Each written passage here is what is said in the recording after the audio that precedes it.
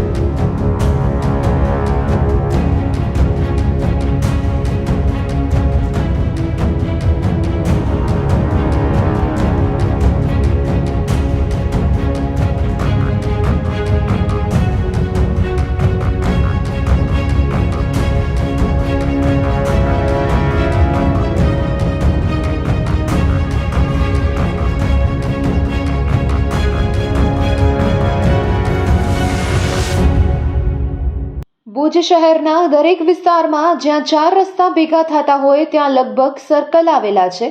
તે આત્મારામ સર્કલ હોય, એરોપ્લેન વાળું સર્કલ હોય કે પછી વાણિયાવાડ વિસ્તારમાં પણ આ સર્કલ આવેલા છે। અને આજે આપણે વાત કરીશું ભુજ શહેરના ખખડધજ હાલતમાં પડેલા આ સર્કલની। અમારી ટીમ દ્વારા આજે આત્મારામ સર્કલની મુલાકાત લેવામાં આવી હતી ત્યારે જાણવા મળ્યું કે ભૂકંપથી આ સર્કલની હાલત અત્યંત દયનીય છે। ભૂકંપ બાદ તેની કોઈ જ મરામત કરવામાં આવી નથી।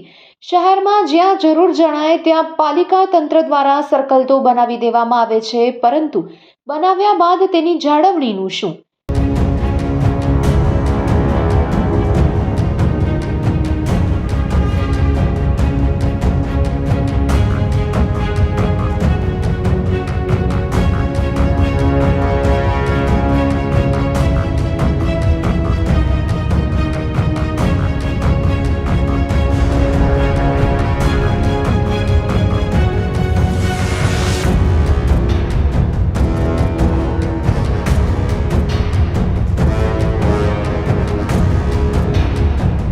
આત્મારામ સર્કલ ખાસ કરીને લોકોની ફરિયાદ એ છે ભુજમાં કેટલા બધા સર્કલ આવેલા છે।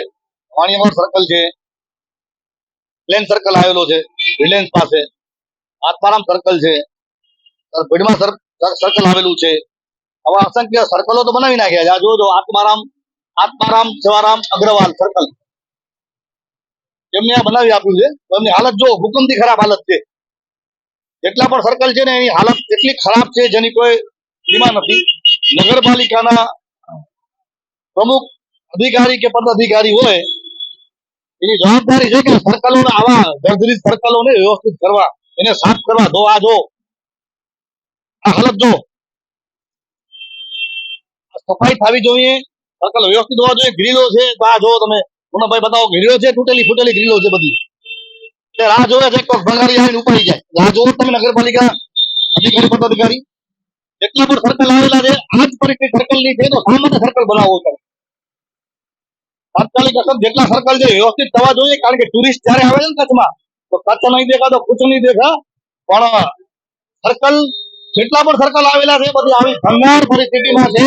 આના સંપૂર્ણ જવાબદાર ભુજ નગરપાલિકાના પ્રમુખ અને ચીફ ઓફિસર છે, કારણ કે જેટલી પણ સર્કલ જ્યાં સર્કલ છે ને ત્યાં ખાડાઓ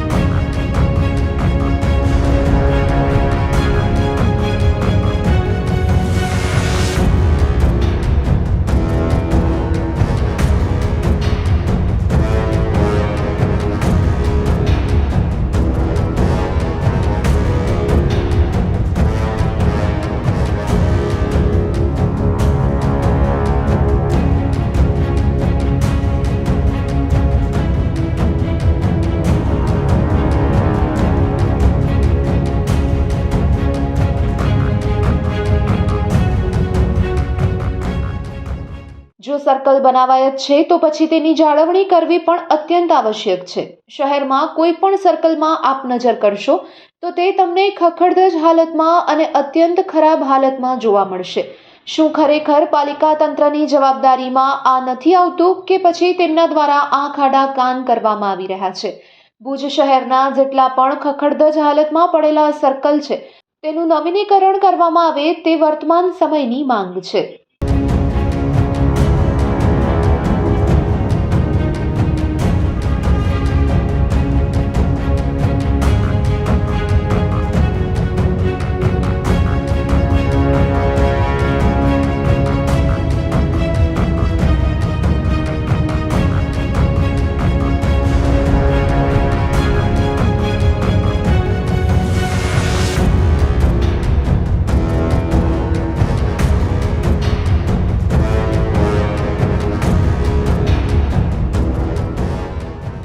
અત્યારે અમે આરટીઓ સર્કલ પાસે ઉભેલા છીએ.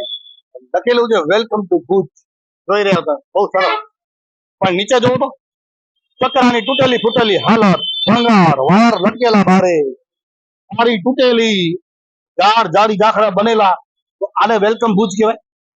જે ટુરિસ્ટ આવે છે પેલા અહીંયાથી નીકળે છે અને આ ચક્રો, મુનકભાઈ આ જાઓ, આ ચક્રો છે ને કેટલા સમયથી આ પરિસ્થિતિ છે. ઓરમાન ચક્રો ને આ ખાલી રૂપિયા વાપરવા માટે બનાવે છે. એમાં પણ વધારામાં 4 ફીટ પાસે આવે, સોનામાં સુગંધ. આ જો કામ કરી જાય ને પછી કચરો અહીંયા મૂકીને જાય છે સિમેન્ટના. ફર્સ્ટ ક્લાસ દારૂની બોટલ પડી છે જો. એટલે આવા તૂટેલા બોર્ડ. તો ભુજ નગરપાલિકાથી આની સાચવણી થતી નથી તો શા માટે આવા ચકરા બનાવે છે? રસ્તા ખુલ્લા મૂકી દો. પગથિયા જો તો પગથિયા તૂટેલા, પગથિયા ઉપર પાણા પડેલા છે, આડેધડ વાયર જાય છે. એટલે આવો તૂટેલા ફૂટેલા છે. આમાં ખરાબ લાગે છે. વેલકમ ટુ માય ભુજ લખેલું છે, બહુ સરસ છે, પણ ચક્રો પણ એવો સારો હોવો જોઈએ. આવા ભંગાર ચક્રામાં આવું ન લખાય, આવું લોકો કહી રહ્યા છે.